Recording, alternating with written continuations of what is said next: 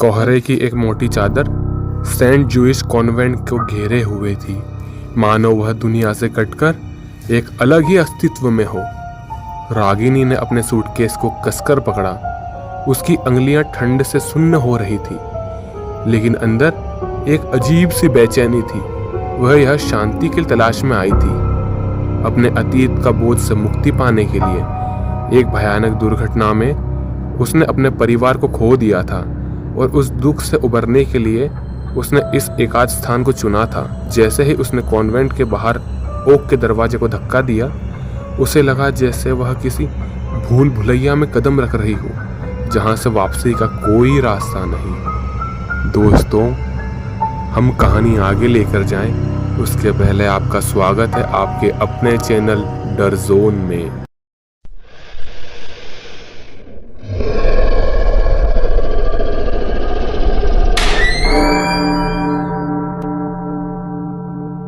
अंदर का हॉल बहुत बड़ा और ठंडा था। मोमबत्तियों की पीली रोशनी दीवारों पर अजीबोगरीब परछाई बना रही थी, जो मानो हर कोने में छिपे किसी रहस्य की ओर इशारा कर रही हो। सामने एक महिला खड़ी थी, मदर सुपीरिया। उनका चेहरा पत्थर जैसा कठोर था और उनकी आंखें रागिनी को ऐसे देख रही थी जैसे वे उसकी आत्मा के सबसे गहरे कोने को भेदना चाहती हो। तुम देर से आई हो बेटी। मदर सुपीरिया की आवाज गहरी और गूंजने वाली थी, जैसे किसी पुरानी घंटी की आवाज। ईश्वर के घर में समय का पाबंद होना आवश्यक है। रागिनी ने अपनी शॉल को कसकर पकड़ लिया और बोली, माफ करना मदर, मैं रास्ता भूल गई थी। मदर सुपीरिया ने एक पल के लिए अपनी आंखें बंद की, फिर उन्हें खोला। इस दुनिया में बहुत कुछ धुंधला है बेटी, लेकिन ईश्वर की राह हमेशा स्पष्ट होती है, बशर्ते है तुम उसे देखना चाहो। रागिनी को सिस्टर मॉर्थो के हवाले कर दिया गया। सिस्टर मॉर्थो एक दुबली पतली नन थी, जिनकी चाल में एक अजीब सी धीमी गति थी। उनके होंठ हमेशा एक हल्की सी मुस्कान लिए रहते थे, जो कभी उनकी आंखों तक नहीं पहुंचती थी। सिस्टर मॉर्थो ने फुसफुसाया, स्वागत है रागिनी। सिस्टर मॉर्थो ने फुसफुसाया, जैसे वह कोई राज बता रही हो। यहाँ के नियम सरल है। सूर्यास्त के बाद अपने कमरे से बाहर मत निकलना, प्रार्थना के समय मौन रहना, और सबसे महत्वपूर्ण, बेसमेंट की ओर जाने वाले दरवाजे को कभी मत खोलना। रागिनी ने उनके चेहरे की ओर देखा। सिस्टर मॉर्थो की आंखें में एक अजीब सी चमक थी, जो डर और चेतावनी का मिश्रण थी। क्यों? बेसमेंट में क्यों? क्या है वहां पर? रागिनी ने पूछा। सिस्टर मॉर्थ अचानक रुक गई। उन्होंने अपनी गर्दन को एक झटके के साथ मोड़ा, जिससे हड्डियों के चटकने की धीमी आवाज आई। वह बस पुरानी यादें हैं बेटी, ऐसी यादें जिन्हें कुरेदना अच्छा नहीं होता। अगले कुछ दिन रागिनी के लिए अजीब थे। कॉन्वेंट में एक अजीब सी खामोशी थी, जो कभी कभी इतनी गहरी हो जाती कि उसे अपने दिल की धड़कन भी सुनाई देती थी। अन्य ननें उसे बात नहीं करती थी, वे केवल गलियारों में चुपचाप चलती थी। उनके चेहरे भावहीन होते थे, जैसे वे किसी और दुनिया में हो। रागिनी ने देखा कि उनकी आंखें अक्सर खाली होती थी, जैसे उनमें कोई आत्मा ना हो। रात के समय रागिनी को अपने कमरे से अजीब आवाज सुनाई देती है, कभी फुसफुसाहट की, कभी धीमी धीमी लयबद्ध आवाज, जैसे कोई प्राचीन मंत्र पढ़ रहा हो। एक रात आवाज इतनी तेज हो गई कि रागिनी बिस्तर से उठ बैठी। यह उसके कमरे की दीवार के पीछे हो रहा था, जहां से बेसमेंट की सीढ़ियां थी। उसने अपना कान दीवार से लगाया। उसे लगा जैसे कोई गहरी सांस ले रहा हो, और फिर एक भयानक धीमी हंसी गूंजी। रागिनी का दिल जोर से धड़कने लगा। उसे लगा जैसे कोई उसे देख रहा हो। उसने खिड़की से बाहर देखा। कोहरा और भी घना हो गया था, लेकिन उसे लगा जैसे उसने बगीचे में कुछ परछाई को देखा, जो अजीबोगरीब तरीके से हिल रही थी। अगली सुबह नाश्ते की मेज पर रागिनी ने सिस्टर मॉर्थ से पूछने की हिम्मत की, सिस्टर, क्या रात में यहाँ कोई विशेष प्रार्थना होती है? मुझे कुछ अजीब आवाज सुनाई दी थी। सिस्टर मॉर्थ ने अपना सिर उठाया। उनकी आंखें अब और भी खाली लग रही थी। हमेशा प्रार्थना होती है बेटी, ईश्वर की उपस्थिति हर समय महसूस की जा सकती है।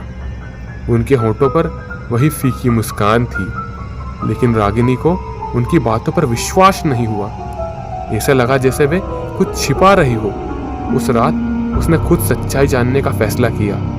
जैसे ही घड़ी में आधी रात हुई, उसने चुपचाप अपने कमरे का दरवाजा खोला और गलियारे में निकल गई। कॉन्वेंट में सन्नाटा था, लेकिन यह सन्नाटा डरावना था। हवा में एक अजीब सी गंध थी, सड़े हुए मांस और पुराने धूप का मिश्रण। रागिनी धीरे धीरे बेसमेंट की ओर जाने लगी और उसने बेसमेंट का दरवाजा खोला। दरवाजा भारी था और उस पर एक पुराना जंग लगा ताला लगा था, लेकिन रागिनी ने देखा कि ताला खुला था।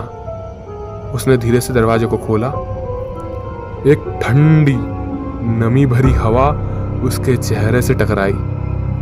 दरवाजे की आवाज गलियारे में गूंज गई। नीचे से एक हल्की सी रोशनी आ रही थी। रागिनी ने हिम्मत करके सीढ़ियों पर कदम रखा। जैसे जैसे वह नीचे गई, आवाजें और तेज होती गई। अब वह फुसफुसाहट नहीं थी, बल्कि एक सामूहिक निम्न स्वर का जाप था। बेसमेंट में एक बहुत बड़ा कमरा था। केंद्र में एक बड़ा पत्थर का वेदी था, जिसके चारों ओर दर्जनों ननें खड़ी थी। उनकी आदतें जमीन पर बिखरी हुई थी और वे सभी एक ही तरह काले बिना आस्तीन वाले कपड़े में थी। उनके चेहरे पर लाल और काली रंग की पेंटिंग बनी हुई थी और उनकी आंखें पूरी तरह काली थी। वेदी पर एक महिला लेटी हुई थी, मदर सुपीरिया। उनका शरीर हवा में थोड़ा ऊपर उठा हुआ था और उनके चारों ओर एक काली धुंधली ऊर्जा घूम रही थी। उनके मुंह से एक भयानक अमानवीय भाषा में शब्द निकल रहे थे और उनके हाथों में खून टपक रहा था, जो वेदी पर बने अजीब प्रतीकों का रंग रहा था। रागिनी ने फुसफुसाया, क्या हो रहा है यहाँ? और उसका शरीर कांप रहा था। शुद्धिकरण बेटी, सिस्टर मॉर्थ की आवाज उसे ठीक पीछे से आई। रागिनी डर से उछल पड़ी। सिस्टर मॉर्थ उसके पीछे खड़ी थी, लेकिन वह अब पहले जैसी नहीं थी। उसकी आंखें पूरी तरह काली थी और उसके चेहरे पर एक भयानक मुस्कान थी। यह कोई शुद्धिकरण नहीं, यह एक शैतानी अनुष्ठान है, रागिनी चिल्लाई। मदर सुपीरिया ने अपनी काली आंखें उस रागिनी की ओर देखा। उनकी आवाज अब एक नई बल्कि कई आवाज का मिश्रण थी, जो रागिनी के दिमाग में गूंज रही थी। तुम आ गई युवा आत्मा, हमने तुम्हारा इंतजार किया। तुम कौन हो? रागिनी ने पूछा। उसकी आवाज में डर साफ था। मैं वह हूं जिसे सदियों पहले यहाँ कैद किया गया था। मैं वह हूं जो इस पवित्र स्थान को अपने अंधेरे से भर देता हूं। और तुम मेरी मुक्ति हो। मदर सुपीरिया के मुंह पे एक भयानक हंसी निकली। सिस्टर मॉर्थ और अन्य नने रागिनी की ओर बढ़ने लगी। उनकी चाल अब धीमी नहीं थी, बल्कि तेज और शिकारी जैसी थी। रागिनी ने पीछे हटना शुरू किया। तुम मुझे क्या करना चाहती हो? तुम्हारी आत्मा बेटी, तुम्हारी शुद्ध आत्मा मुझे इस शरीर को पूरी तरह से लेने में मदद करेगी। फिर मैं इस कैद से मुक्त हो जाऊंगी और यह दुनिया मेरे अंधेरे से डूब जाएगी। रागिनी ने देखा कि वेदी के पास एक पुराना जर्जर क्रूस पड़ा था। उसे अपने परिवार के साथ चर्च जाने की याद आई। उसकी दादी हमेशा कहती थी कि विश्वास सबसे शक्तिशाली हथियार है। नहीं, मैं तुम्हें अपनी आत्मा नहीं दूंगी, रागिनी चिल्लाई और क्रूस की ओर भागी। नने उस पर झपट पड़ी। एक नन ने उसे पकड़ने की कोशिश की, लेकिन रागिनी ने उसे धक्का दिया और क्रूस को उठा लिया। जैसे ही उसने क्रूस को पकड़ा, एक ठंडी पवित्र ऊर्जा उसकी नसों में दौड़ गई। दूर रहो शैतान, रागिनी ने चिल्लाते हुए क्रूस को मदर सुपीरिया की ओर बढ़ाया। जैसे ही क्रूस की छाया मदर सुपीरिया पर पड़ी, एक भयानक चीख गूंजी। उनकी काली ऊर्जा सिकुड़ने लगी और उनका शरीर हवा में झटका खाने लगा। नने भी पीछे हट गई। उनके चेहरे पर दर्द और डर के भाव थे। यह क्या है? मदर सुपीरिया की आवाज कमजोर पड़ने लगी। यह विश्वास है, यह ईश्वर की शक्ति है। रागिनी ने पूरी ताकत से क्रूस को मदर सुपीरिया की ओर फेंका। क्रूस मदर सुपीरिया के सीने से जा टकराया। एक तेज चमक हुई और फिर एक भयानक विस्फोट हुआ। काली ऊर्जा एक झटके में बिखर गई और मदर सुपीरिया का शरीर जमीन पर गिर गया, जिससे एक तेज आवाज आई। वह अब एक बूढ़ी मुरझाई हुई महिला मात्र थी। बेसमेंट की दीवारें कांपने लगी, पत्थर गिरने लगे। नने, जो अब अपनी काली आंखों के साथ जमीन पर गिर चुकी थी, धीरे धीरे अपने सामान्य अवस्था में आने लगी। उनके चेहरे पर भ्रम और डर था। भागो! रागिनी चिल्लाई, यह जगह ढहने वाली है। वह बेसमेंट से बाहर भागी और उसके पीछे अन्य नने भी भागने लगी। जैसे ही वे मुख्य हॉल में पहुंची, छत का एक बड़ा हिस्सा जमीन पर आ गिरा। रागिनी ने बिना पीछे मुड़े कॉन्वेंट के दरवाजे की ओर दौड़ लगाई। उसने दरवाजे को धक्का दिया और बाहर की ओर भागी। कॉन्वेंट उसके पीछे ढहने लगा। धूल और पत्थरों का एक बड़ा बादल उठ रहा था। वह तब तक नहीं रुकी जब तक वह पहाड़ियों के नीचे सड़क पर नहीं पहुंच गई, जहां सुबह की पहली किरणें कोहरे को चीर रही थी। उसने पीछे मुड़कर देखा। सेंट जूइश कॉन्वेंट अब एक खंडहर था, जहां से केवल धूल का एक गुब्बार उठ रहा था। रागिनी ने राहत की एक सांस ली। वह बच गई थी, वह सुरक्षित थी। उसने अपनी आंखें बंद की और ईश्वर को धन्यवाद किया। तभी उसे अपने गले में कुछ ठंडा महसूस हुआ। उसने अपने हाथ से उसे छुआ। यह एक छोटा चांदी का क्रॉस था, जो उसकी शॉल के नीचे छुपा हुआ था। उसे याद नहीं था कि उसने यह कब पहना था। यह उसकी दादी का क्रॉस था, जो हमेशा उसे कहती थी कि हमेशा अपने पास रखो, और शायद उसकी दादी की आत्मा थी जिसने उसे उस भयानक रात में बचाया था। उसने अपने हाथ में क्रॉस को कसकर पकड़ा।